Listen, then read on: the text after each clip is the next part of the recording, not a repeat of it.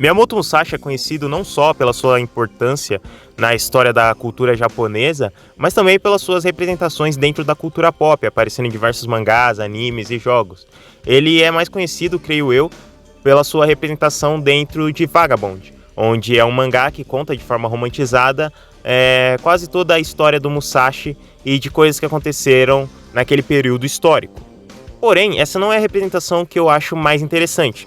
A representação que eu acho mais interessante do espadachim lendário está em outro mangá, um mangá de artes marciais, que é Baki. Para mim, Baki representa o Musashi da forma mais realista e crua possível. E é sobre isso que eu queria falar hoje, sobre como Musashi, sobre como o personagem Miyamoto Musashi e principalmente a sua luta contra o Hetsu Kaiô representam o Musashi da forma mais realista possível.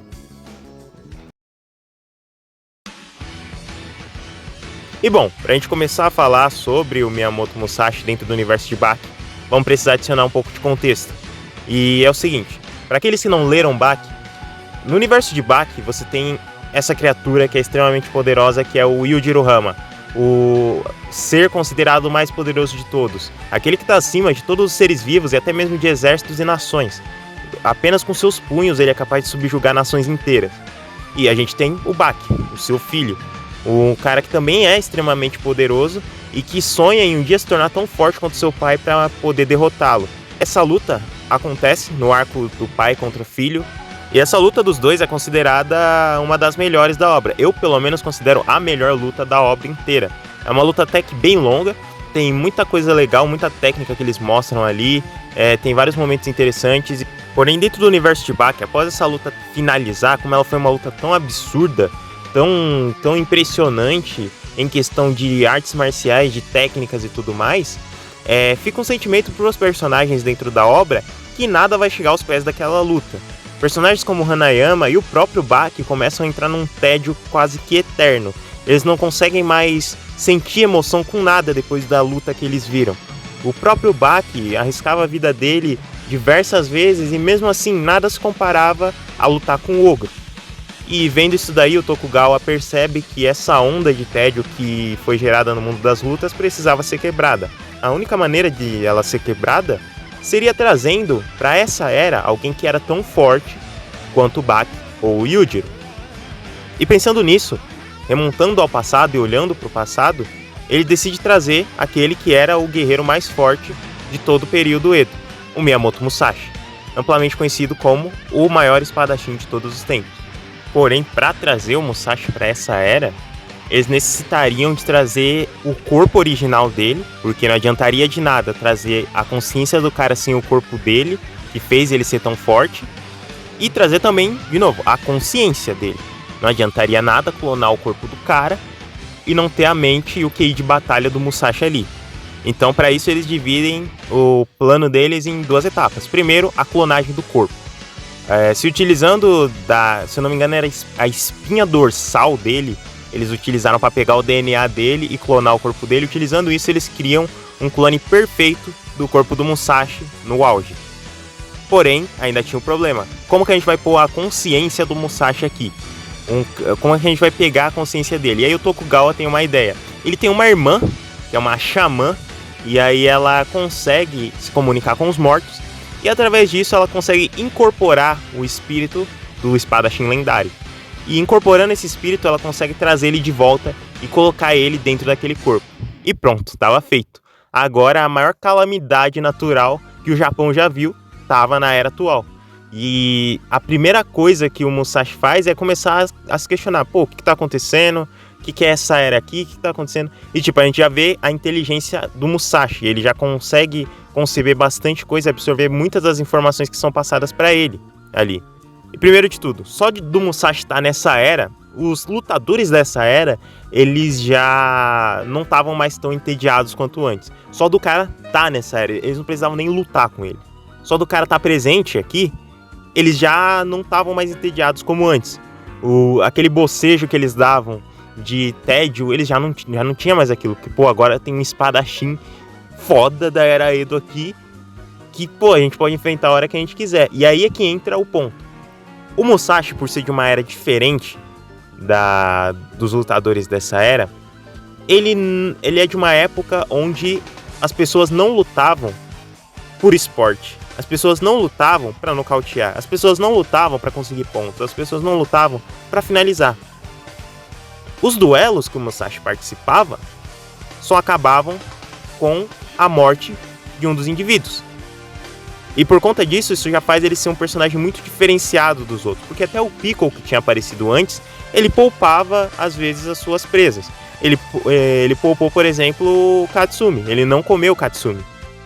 Já o Musashi não. O único resultado plausível para o Musashi dentro de uma luta é o seu oponente morrer ou ele morrer. Esse é o único resultado plausível.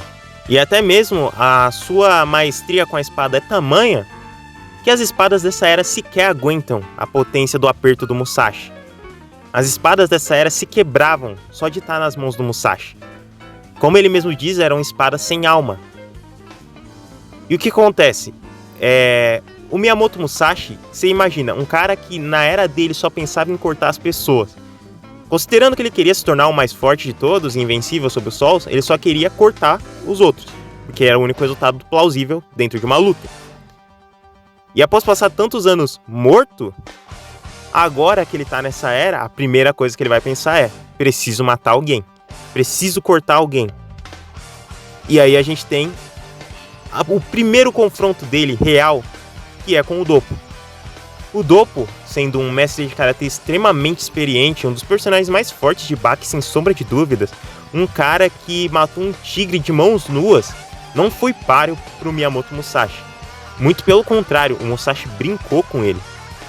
E ele só não morreu porque o próprio Musashi diz que a espada é que escolhe quem ela vai tirar a vida, não é ele.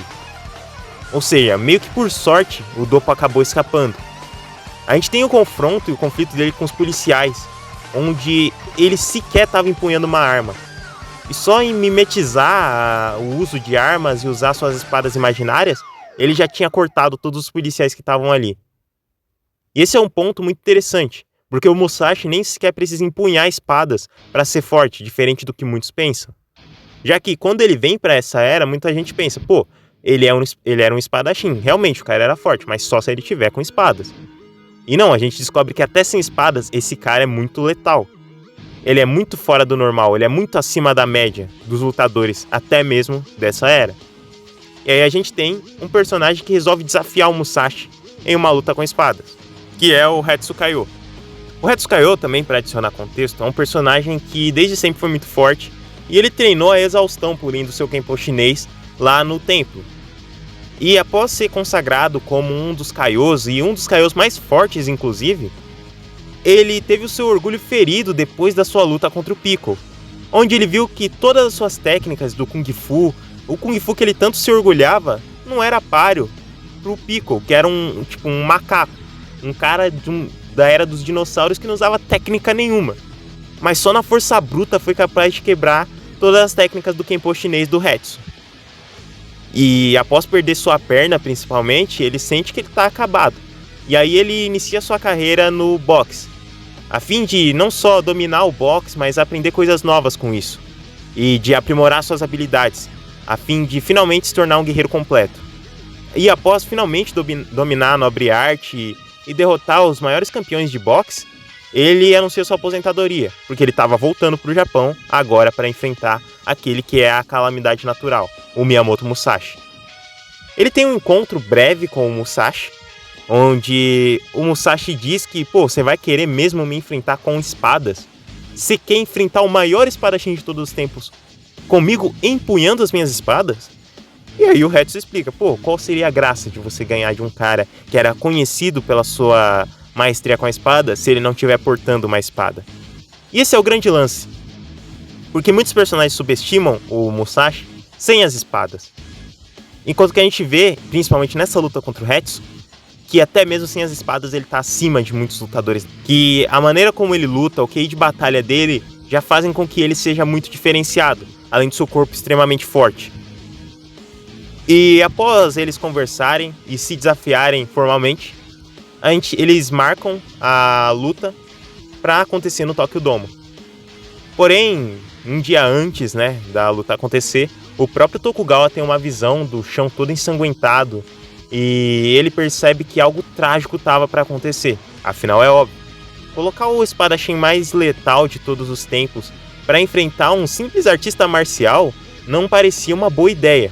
Porém, ninguém ia parar nenhum dos dois ali. E aí o que acontece? O Hetsu se engaja no treinamento para aprimorar a Shaori, uma técnica que é considerada uma das mais fortes dentro do Kenpo chinês, onde você deixa o seu corpo leve como uma pena, e ao ser golpeado você não é atingido, você apenas se deixa levar pelo fluxo do golpe. E o próprio Kakukayo acreditava que nem espadas poderiam cortar um corpo que fosse treinado para utilizar a Shaori. Porém, havia um personagem que já sabia que nada disso seria efetivo, que é o Motobe. O Motobe é um outro personagem extremamente interessante, que faz bastante parte dessa saga, ele aparece muito nessa saga e tem uma das lutas mais emblemáticas contra o Musashi. Talvez eu inclusive traga um vídeo a respeito. Mas o Motobe, ele fala que, não tem como vocês enfrentarem esse cara. Vocês são só artistas marciais, vocês só lutam pra nocautear ou pra finalizar. E mesmo a gente que participa das lutas da arena subterrânea, onde não tem regras a princípio, é muito raro acontecer coisas como mortes ou acidentes graves. Mas na época do Musashi, aquilo lá era rotina. Ele matar pessoas era rotina, era como respirar, era como comer pra ele. Matar era muito mais simples do que qualquer outra coisa, entende? Porém, o Hetsu estava confiante. Ele acreditava que ele poderia ganhar.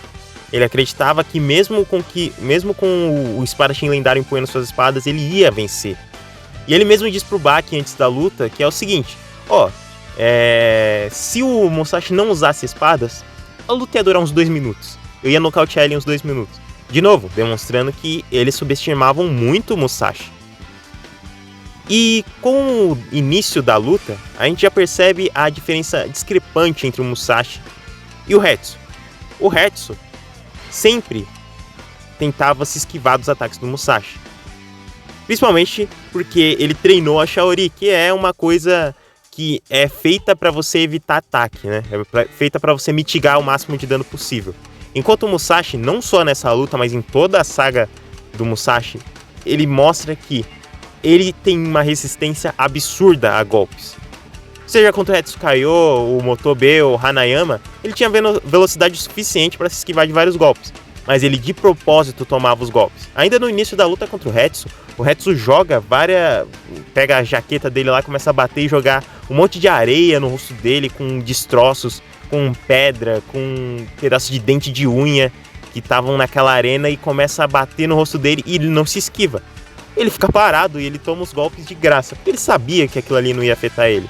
Algo parecido ocorre na luta contra o Hanayama, onde ele opta por tomar golpes do Hanayama a fim de sentir o quão potente era o soco daquele guerreiro.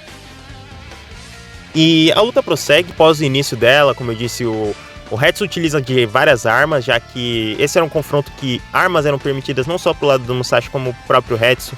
Então ele utiliza suas shurikens, kunais e usa até mesmo sua jaqueta. Porém, ao perceber que o Hetsu estava menosprezando e subestimando ele, o Musashi faz uma das coisas mais impensáveis possíveis. Ele fala: já que você acha que eu sou tão fraco sem as espadas, vamos fazer assim. Ele coloca a espada no chão e fala: vamos sair na mão.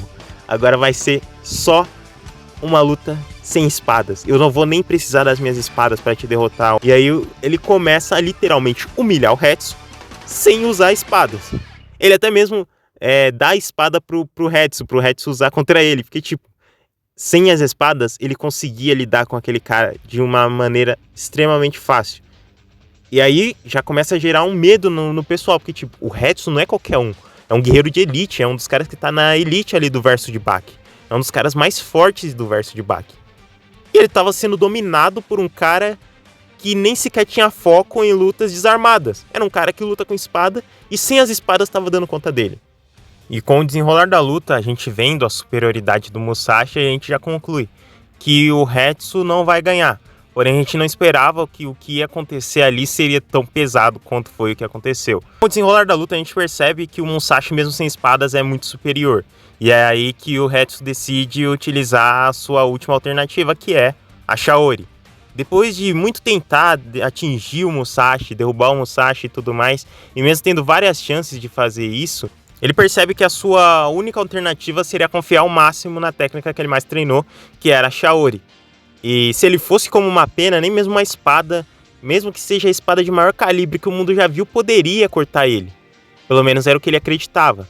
E depois do Musashi demonstrar que as armas dessa era não eram nada nas mãos dele, mostrando que o chicote que o Hetsu trouxe, lá, a corrente, na verdade, que o Hetsu trouxe, se quebrou facilmente nas mãos dele, ou as armas que estavam ali na arena se quebravam nas mãos dele, o Hetsu usa a Shaori e tenta golpear ele, sendo minimamente efetivo.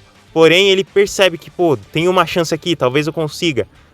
E utilizando-se da Shaori, ele consegue mitigar o dano, porém não é o suficiente. Mesmo mitigando o dano, o Musashi ainda conseguia cortar ele. Ainda conseguia causar dano nele e fazer ele sangrar. E aí, na sua última tentativa, a última tentativa que ele tem de conseguir atingir o Musashi, de conseguir uma chance para vencer, o Musashi simplesmente corta o abdômen dele, rasga, né, essa parte daqui do corpo dele e mata o Hetsu. E a gente tem um flashback, inclusive, que mostra o porquê que o Hetsu estava tão confiante para essa luta. Um flashback onde mostra ele e o mestre dele treinando, onde ele diz que odeia essa sensação que o mundo das artes marciais criou, do medo cego para lâminas. Considerando que o ser humano desenvolveu primeiro as armas do que as artes marciais, e as artes marciais só foram desenvolvidas para quando o cara no campo de batalha perdesse a arma, as armas notoriamente seriam mais poderosas. Então lanças, espadas, alabardas e outros tipos de armas seriam muito mais fortes do que o karatê, o kung fu ou qualquer outro tipo de arte marcial. E aí ele fala que odeia essa sensação, o medo cego que os lutadores criaram por lâminas, pelo ferro, pelo aço. Isso daí não é possível, que ao ser cortado não tem nada que o cara possa fazer. E o mestre dele fala, cara, realmente não tem nada que você possa fazer. Se você for cortado, você tá morto, não tem jeito. Se o cara te decapitar ou acertar um corte num ponto vital, você vai morrer, não tem nada que você possa fazer. E aí a gente tem o Hetsu, divagando sobre essa memória e falando, não, eu consigo, eu sei que tem um jeito, deve ter um jeito. E aí ele percebeu e experimentou da pior maneira possível, sabendo que não tem um jeito. Ao ser cortado, você vai morrer, não tem jeito. Ainda mais sendo cortado pelo maior espadachim de todos os tempos. E isso deixa um sentimento meio amargo, já que em todas as lutas, obviamente, tem que ter um vencedor e tem que ter um perdedor. Inclusive dentro de Baki. A gente, por mais que a gente torça para um personagem ganhar ou para outro perder, o resultado da luta é natural, tem um perdedor e um vencedor. Porém, essa luta deixa um gosto amargo, porque foi uma morte. E não foi uma morte de um personagem random. Foi uma morte de um personagem muito importante e um dos mais fortes. Já demonstrando ali no início da saga do Musashi, que ele não era qualquer um. Ele chegou lá e, desarmado, dominou o Hetsu Kaiô. E após empunhar suas espadas, ele conseguiu cortar o Hetsu, mesmo o Hetsu utilizando a Shaori, mostrando que ele era um absurdo. E mostrando que, diferente dos guerreiros dessa era, ele tem uma mentalidade completamente diferente, onde a luta só termina quando um dos dois cai. Mostrando que essa representação do Musashi é um pouco mais realista. Ele não é uma espécie de poeta ou um filósofo, como é mostrado, por exemplo, em Vagabond, onde ele é muito mais reflexivo e tudo mais. Não estou dizendo que o Musashi na vida real era como o de Baki ou como o de Vagabond. Eu só estou falando do conceito de um espadachim e de um guerreiro. E mostra que um guerreiro daquela época, que focava em se tornar o mais forte, ia pensar apenas nisso, apenas em cortar, apenas em desmantelar os seus oponentes o máximo possível. E como eu disse, enquanto em Vagabond o Musashi é extremamente reflexivo e pensativo, aqui ele tem suas reflexões, seus momentos de reflexões e seus momentos mais poéticos, por assim dizer. Mas ele, no fundo, só é um guerreiro cruel. Só é alguém que pensa em cortar as pessoas. Isso, pra mim, faz dele a melhor representação do Musashi possível e uma das melhores representações de um samurai dentro dos mangás. E bom, esse foi o vídeo. Era sobre isso que eu queria falar, sobre esse personagem que eu acho extremamente interessante. Vários personagens de Baki são extremamente interessantes, mas esse daqui, pra mim, é um dos mais interessantes, um dos antagonistas mais interessantes de Baki. Enfim, é isso. Obrigado a todo mundo que assistiu. Deixa o like se você gostou e se inscreva. É isso aí. É nóis. Valeu.